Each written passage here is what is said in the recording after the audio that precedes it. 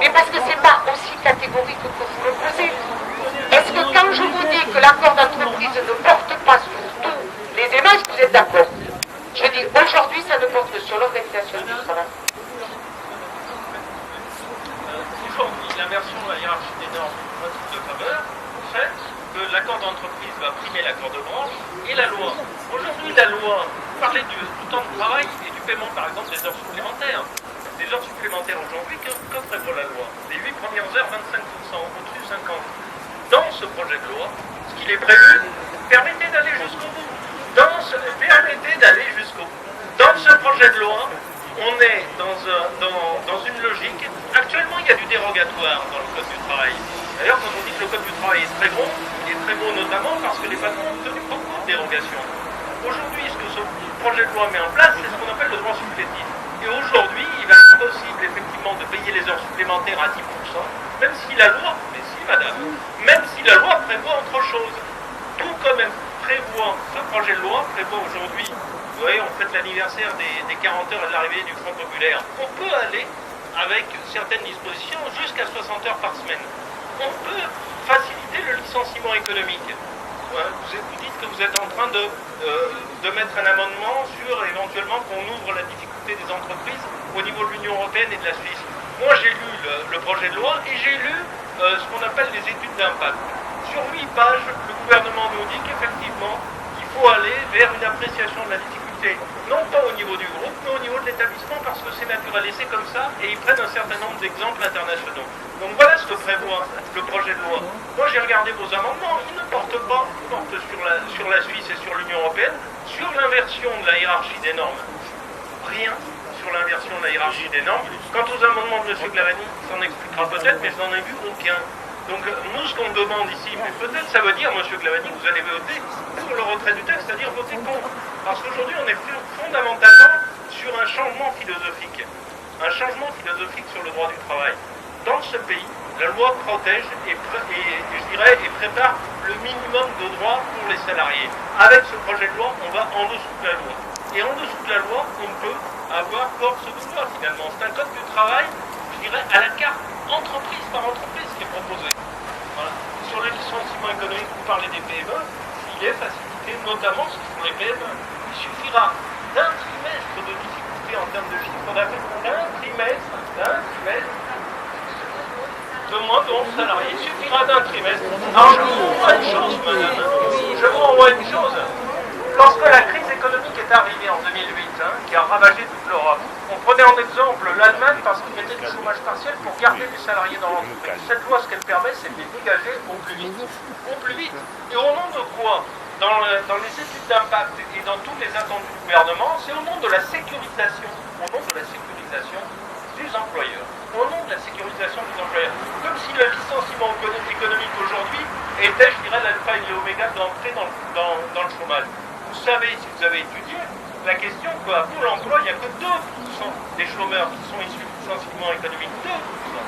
Et pour ces 2%, vous allez faire ce que demande M. Gattaz. Je vous renvoie un Twitter récent de M. Gattaz qui a dit s'il y a une chose à laquelle on tient, je peux vous le donner, je l'ai là, je l'ai photocopié, c'est l'inversion de la hiérarchie des normes.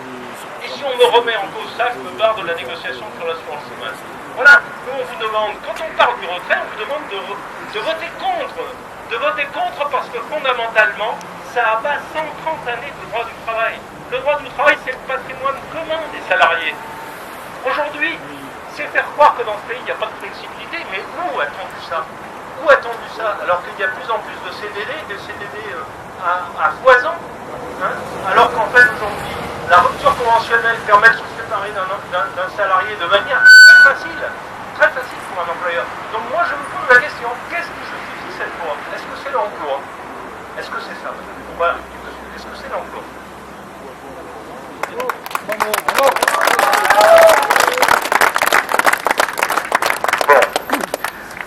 La manière dont à titre personnel, puisque c'est comme parlementaire de Haute-Pyrénées que vous nous interrogez tous les deux et que je réponds en mon nom après que l'examen est fait, ça a été dans un premier temps de dire au gouvernement qu'il était hors de question de discuter de la première version de la loi une connerie. Hors de question.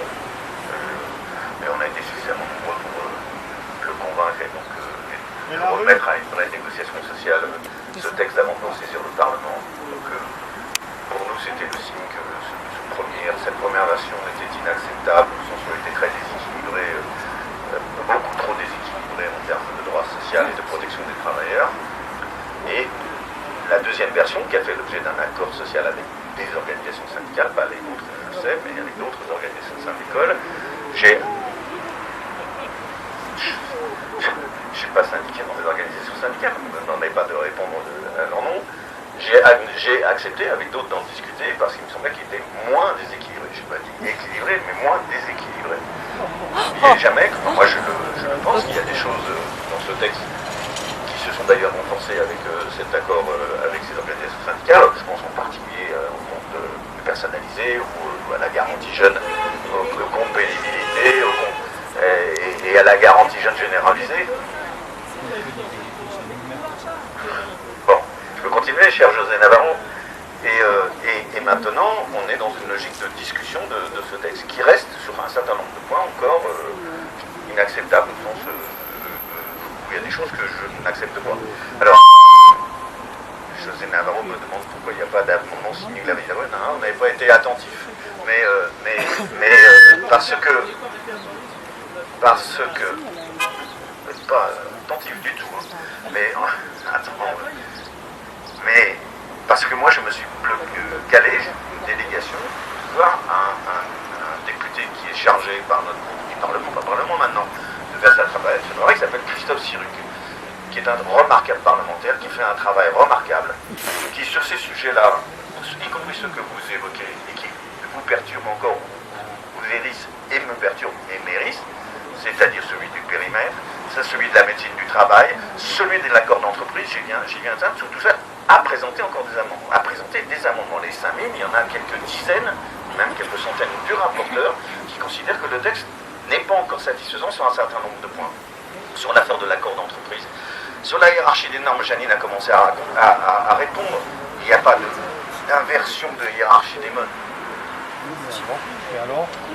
Dans tous les domaines, il y a un risque de renversement, d'inversion de la hiérarchie des normes, dans un domaine, celui qui est l'aménagement du temps de travail. Et qui, de l'aménagement du temps de travail. Forcément, le temps de travail déclenche les heures supplémentaires. Mais sur ce sujet-là, qui est d'ailleurs pas une inversion stricto sensu dans la mesure où, enfin, je veux dire, il faut quand même, dans toute entreprise concernée, il faudra un accord majoritaire syndical. Non, un accord syndical majoritaire. Un accord syndical majoritaire à la demande des syndicats. À la demande des syndicats, nous nous interrogeons et nous cherchons, et Christophe Siruc cherche par voie d'amendement, comment éviter le risque que vous évoquez, qui n'est pas, que je ne néglige pas, je reviens pas d'un revers de la main pour voir comment on pourrait le verrouiller ou le faire garantir par un accord de branche. Donc on est en train de travailler sur ces sujets. Donc sur la médecine du travail, pareil, sur le périmètre, pareil, le rapporteur ne veut pas entendre parler d'un périmètre national au niveau stricto français.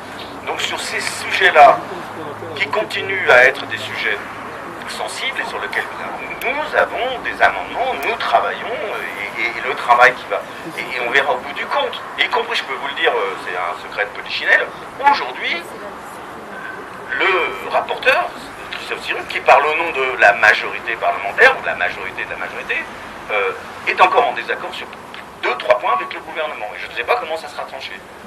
Et il n'est pas impossible qu'au bout du compte, disons au gouvernement, non, si vous ne bougez pas sur ces 3 sujets, qui sont ceux dont on parle et dont vous parlez, eh bien, nous ne voterons pas ce texte. Donc, mais c'est...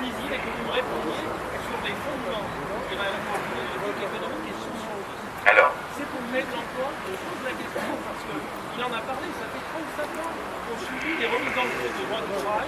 Aujourd'hui, on est à 6 millions de chômeurs. Alors, premièrement, l'idée que ce texte soit un texte pour provoquer de la précarité, je sais bien que c'est un bon slogan, mais si vous ouvrez les yeux, la précarité, elle est déjà là massivement. Elle est déjà là massivement. On sait qu'il y a mis. Donc, on sait qu'il y a mis sur la précarité. Pour traiter la précarité. On connaît les normes. Laissez-moi parler. Laissez-moi parler. Donc je veux dire, l'idée même que dire ça va provoquer de la précarité, c'est juste, on ne regarde pas autour de nous comment ces choses se passent. Maintenant, 80% des contrats de travail signés le stock, c'est le stock des emplois existants. 80% oui, de CDI, mais dans ceux qui sont signés cette année et l'année dernière, c'est plus de 80% de CDD. Donc la précarité, elle est en train de se généraliser. Oui. Et donc, Mais puisque vous avez voté le renouvellement des CDD. alors, la question c'est de savoir comment on traite ce problème-là. Et un point que a commencé à aborder Janine, mais que vous avez, sur lequel vous avez réagi avec force tout à l'heure, c'est de dire, écoutez, la situation des entreprises n'est pas du tout la même entre un grand groupe multinational, un groupe national, des petites, des moyennes, des petites et des petites, très petites entreprises.